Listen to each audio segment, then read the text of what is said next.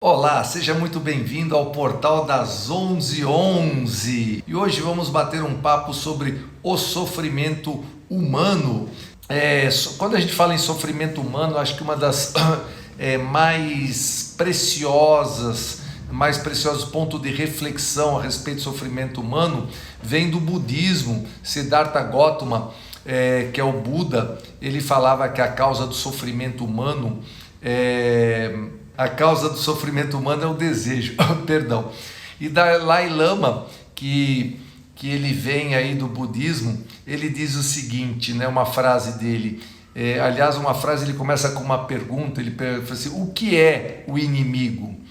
E ele responde: eu mesmo, a minha ignorância, o meu apego e o meu ódio. Aí está realmente o inimigo. Então ele se coloca assim, que o nosso maior inimigo somos nós mesmos, né? Com as nossas crenças limitantes, com aquilo que a gente pensa. E hoje eu vim aqui para bater esse papo com você sobre as causas do sofrimento humano, né? Parece que sempre na vida, de uma forma ou de outra, nós estamos sofrendo por algo. O seu corpo, ele sofre por comida, por descanso, seu corpo sofre por sono, e o seu emocional sofre por atenção, por carinho, por reconhecimento e etc. Então nós somos uma máquina que parece estar eternamente insatisfeita, né? Assim que você sacia uma vontade, ou que você sacia um desejo, imediatamente você já deseja outra coisa. Ou seja, nós sofremos por aquilo que nós não temos, né? Estava me faltando a palavra de desejo. Então, Buda já falava que a causa do sofrimento humano é o desejo. Nós sofremos pelo nosso desejo, nós sofremos por aquilo que nós não temos. Então você sofre pelo dinheiro que queria ter e não tem, que nem o Betu está aí pedindo, falou: Luciano, me ensina como é ter sorte. Sofre pela sorte que gostaria de ter, mas não tem. O sofrimento vem pelo amor que não tem, né? Às vezes ama uma pessoa, ou mesmo às vezes o pai e mãe: o meu pai não me entende, a minha mãe não gosta de mim, né? Então você sofre por não ser compreendido, por não ser compreendida. Você sofre por não estar saudável. Poxa, minha saúde não está bom, e etc. Então a causa do sofrimento humano, ele é o desejo. Você deseja uma coisa, você não tem aquilo, e daí você sofre. E o sofrimento pode ser material, você sofre pelo carro que você não tem, pelaquela casa na praia que você gostaria de ter, não ter, por aquele sítio gostoso que você gostaria de ter para passar o final de semana, não tem, e você sofre pelo lado emocional, o amor que não tem, o carinho que não tem, a atenção que não tem. E quando nós, olha que interessante como é o ser humano, né? E quando nós conquistamos aquilo que queremos, você quer muito uma coisa, você briga por aquilo, e quando você conquista aquilo que você quer, imediatamente entra o quê? O apego, né? E você é imbuído por uma sensação que parece te falar assim na sua cabeça: olha, se você perder aquilo, vai te gerar desconforto, vai te gerar tristeza e sofrimento, né? Exemplo: você sofre pela roupa que você quer ter, mas não tem. Você vai lá no shopping, vê aquela roupa maravilhosa, naquela loja caríssima, você fala: caramba, você já se vê dentro daquilo, você gostaria muito, tal. E daí quando você compra, né, vem uma tristeza imediata no momento que você deixa cair algo nela e ficou aquela mancha. E aí você fala: caramba, daí já não é mais a roupa, você sofreu porque a roupa não está da maneira que você gostaria que estivesse, porque ficou manchado. E aí vale lembrar, nesse sofrimento, tem outra coisa também em relação ao desejo. Eu só falei que você sofre, que tem o apego, né? Mas olha que coisa interessante, tem pessoas que são ao contrário. Elas sofrem muito para ter determinada coisa, seja um carro que for, ela luta, ela quer muito aquilo, ela pensa naquilo dia e noite, até o dia que ela compra aquilo, e no dia que ela compra aquilo, aquilo perdeu interesse. sabe? Aquilo perdeu, aquela vontade que a pessoa tinha de ter aquele carro, aquele objeto, acabou no momento que comprou, já sabe? E por isso que tem aquelas frases que falam assim, você só dá valor para aquilo que tem no momento que perde. Né? Você já pensou isso? A pessoa sofre muito por um carro, ela vê o carro, ela quer aquele carro, ela imagina aquele carro, ela imagina tudo. O dia que ela comprou o carro, imediatamente, dias depois, ela já está pensando num novo carro, de outro modelo, de outra cor, sabe? Então fica naquele sofrimento pelo desejo, você sofre pelo aquilo que você não tem. E vale lembrar que nós vivemos, então duas causas que eu dei, né? O desconforto que você tem quando você tem alguma coisa, conseguiu aquilo, né? E você tem imediatamente a sensação de apego àquilo, você comprou aquela roupa nova que você tanto queria, caiu alguma coisa, manchou e veio um sofrimento. Quer dizer, aquela alegria daquilo que você tinha se transformou num sofrimento porque manchou, coisa assim. Ou você sofre por algo que não tem e quando tem aquilo você simplesmente perdeu o interesse, você já não dedica aquele carinho e aquele amor. E aí, vale lembrar que nós vivemos num mundo dual. Para você saber o que é a felicidade, dar importância à felicidade, você tem que conhecer o que é a infelicidade. Para você dar razão para o amor, você tem que saber o que é o desamor. Sabe? Dualidade é bem-estar, mas para você saber o que é bem-estar, você tem que conhecer o mal-estar. O que quer, e você quer o quê? Você quer sempre o prazer, mas para isso, olha só, muitas pessoas querem o prazer, mas não percebem que muitos escolhem fugir da dor e novamente a gente cai na dualidade. Muitas vezes dentro do curso eu pergunto, o que você quer da vida? E a pessoa de vez de falar, eu quero isso, ela me fala o seguinte, Luciano, eu não quero sofrer mais. Sabe, eu não quero trabalhar mais, eu não quero ser mandado embora, eu não quero que a minha empresa quebre. Eu não estou perguntando o que você não quer, eu estou perguntando o que você quer. Então, as pessoas têm dificuldade de falar o que querem, né? Então assim, você quer ter o prazer de uma coisa, mas você vai em fugir da dor da outra. E novamente estamos na dualidade, como se a vida fosse uma gangorra, onde você empurra para um lado, mas vem uma força inversa e faz você voltar para a mesma coisa, para o mesmo sentimento, sabe? Você gira. Quando eu morava em Arujá, que eu era pequeno, o pessoal lá falava que tinha um bichinho que ele ficava voando em círculo em volta eu gosto de falar mais merda, mas o pessoal falava bosta mesmo, né? Que era o bichinho da bosta, que fica ali girando. Ou, para ser mais educado, o cachorro que corre atrás do próprio rabo. Vem aquela força inversa e puxa você novamente. Em sala de aula, no curso Semente, eu vejo sempre pessoas sofrendo quando se dão conta que suas crenças mais arraigadas, aquilo que ela acreditou por uma vida inteira, eram na verdade ilusões que elas acreditavam ser a verdade. Olha que incrível, né? Você tem uma coisa que você sofre, e daí você se dá conta que aquilo era uma ilusão. Você acreditava que era daquela maneira. E eu tenho, dentro de sala de aula, nesses 11 anos de Semente que vai fazer, eu tenho inúmeros exemplos, alguns bem doídos, bem sofridos, mas eu vou pegar um exemplo simples para você ver o que uma crença faz com uma pessoa. E da mesma maneira que essa crença fez com esse aluno, isso, imagina em muitas coisas muito mais emocionalmente que abalam uma pessoa. Tem um aluno que, olha só, ele com 30 e poucos anos de idade, casado, São Paulo, tal, ele odiava, na cabeça dele, uma crença que ele odiava maionese, né?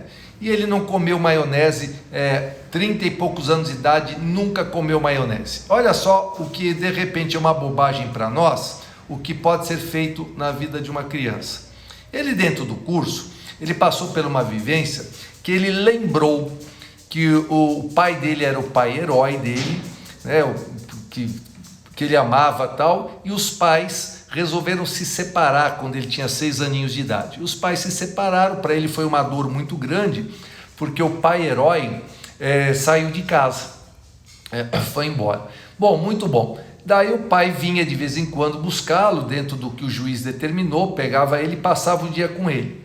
E um belo dia, ele lá, um garoto com 6 anos de idade, foi com o pai numa lanchonete. E ele foi com o pai numa lanchonete e ele pegou e falou assim: pai, eu quero maionese. E o pai falou para ele: homem que é homem não come maionese.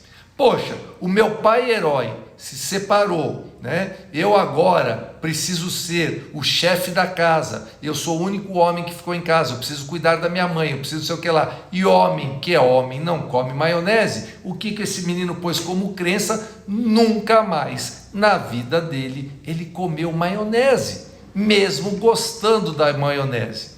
Bobagem, talvez para muitos de nós. Olha só, os anos se passaram, casou, mudou o pai, aliás, quem mudou de cidade foi o pai, ele em São Paulo, casou, teve filhos tal, e um belo dia o pai falou assim: filho, eu estou indo trabalhar em tal lugar, acho que no sul do país. O pai mudou para Brasília. Já contei essa história aqui, se por acaso eu mudei Brasília com Goiânia, gente, tanto faz, o importante é a razão da história. Bom, aí eu sei que o pai ia ficar coisa de 4, 5 horas no aeroporto em São Paulo, antes de pegar o outro voo que levaria ele para o sul. Não era um voo direto, tal, ou veio para São Paulo para encontrar com o filho, aquela coisa. Filho, eu vou ficar tanto tempo no aeroporto, a gente consegue se encontrar e para bater um papo, estou com saudades, comer alguma coisa junto? Claro, pai, aquela coisa toda, aquela maravilha. E ele foi encontrar com o pai, e daí foram comer alguma coisa junto, foram comer um sanduíche. E daí estão lá comendo, batendo um papo, vem o sanduíche do pai, o pai pega em cima da mesa a bisnaga de maionese, enche o sanduíche dele, o pai, de maionese, né, e nisso o cara perdeu a fome na hora, fica branco e fala assim: pai, desde quando você come maionese? E o pai, assustado, fala assim: pô, mas como assim? Que bobagem, o que você está perguntando? Pai, desde quando você come maionese? Daí ele falou assim: meu filho, eu sempre comi maionese, nunca, que pergunta é essa? Pergunta besta, eu sempre comi maionese. Falei assim: pai, você se separou da minha mãe, eu era pequenininho, tinha lá 6, 7 anos, saí com você, e eu te pedi maionese, você virou para mim e falou assim: homem que é homem não come maionese, por que você fez isso, pai?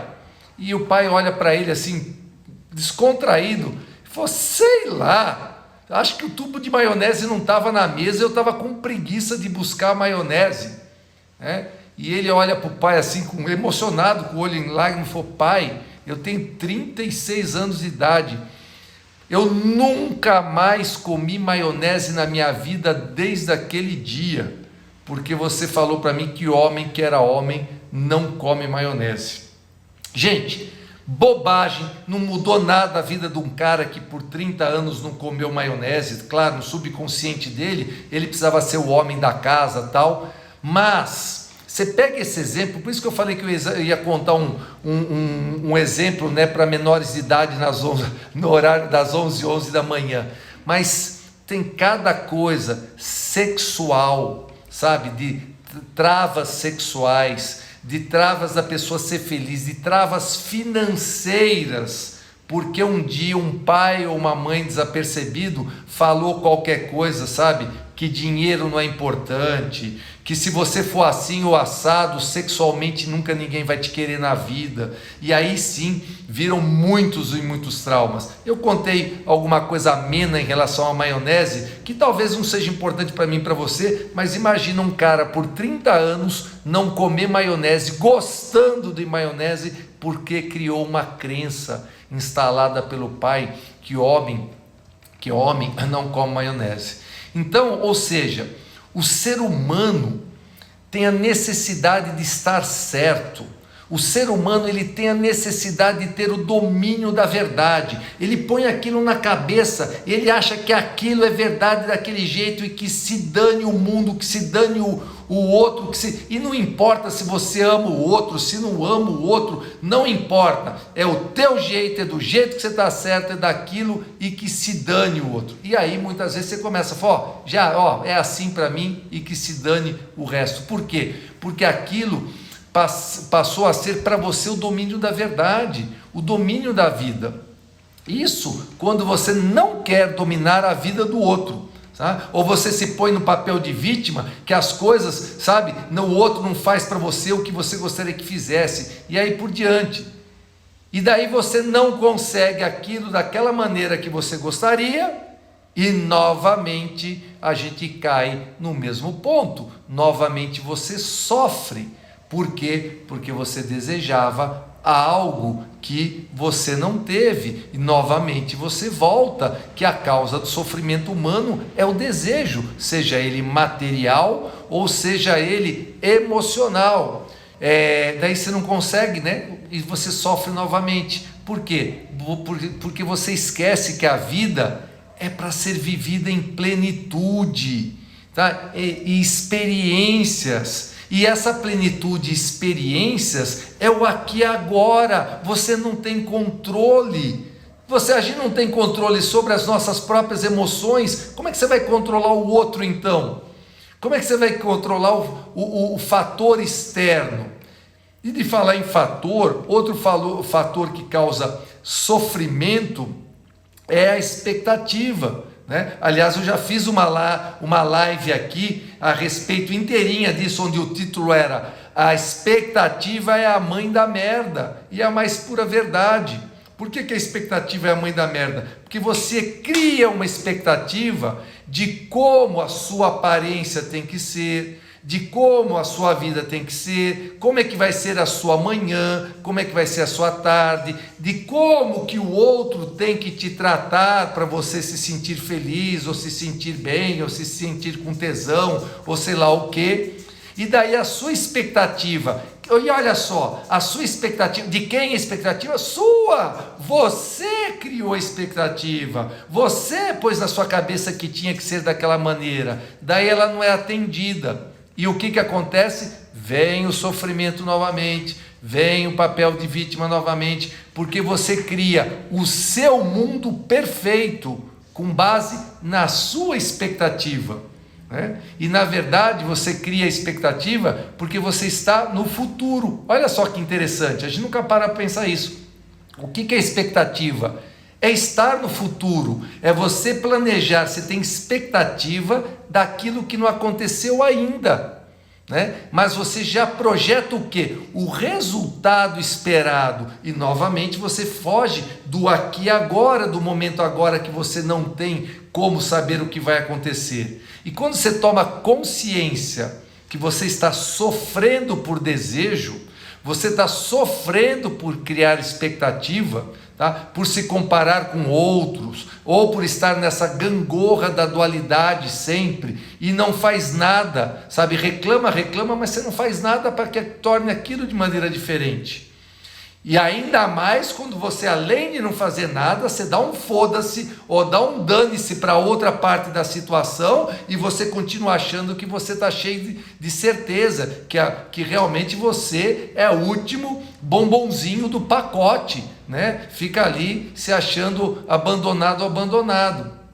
Então, quando você está dentro dessa dualidade, sabe, você começa a ter clareza que está em um sofrimento. E aí, se você tem a clareza, você vê que aquilo pode ser mudado. Por quem? Por você. É que a situação volta a mesma porque você, sabe, não muda, fica esperando o outro mudar. Ah, Luciano, mas pera um pouquinho, em N situações eu já mudei, eu fui lá, fiz diferente, e o outro não fez nada diferente, e daí eu consegui o mesmo resultado. Novamente, a expectativa, você fez diferente querendo que o outro fizesse diferente, criou uma expectativa, viveu no futuro e não no aqui e agora. Pô, mas como é que eu posso fazer isso? Deixa a vida seguir, sabe? Deixa a vida fluir na sua natureza. Viva o presente, como ele se apresenta para você, sabe? E seja a pessoa que você nasceu para ser em sua essência. É isso, seja você aquilo e pronto. Olha, você queria que fosse daquela maneira, não foi? Tá legal, falou. Eu tenho uma frase que eu falo assim, me liga na terça, né? Pô, não foi, me liga na terça. E daí se o outro entra em briga ou não, ou situação, sabe? Viva o momento presente.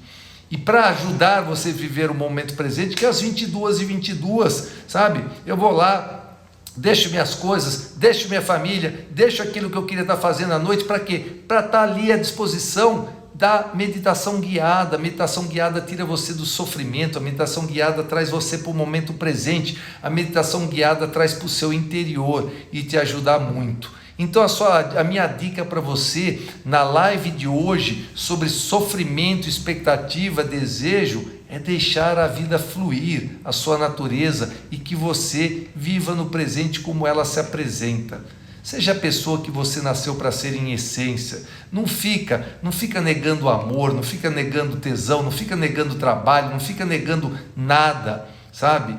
Mas Luciano, eu vou deixar a vida me levar. Não é deixar a vida se levar, é você saber, conforme aquela maré ou aquele vento está te levando, é você saber colocar a vela no lugar certo e fazer o barco, sabe? Mesmo navegar contra o vento, você está direcionando, mas sem estar batendo de frente ou combatendo. Grande abraço, excelente dia.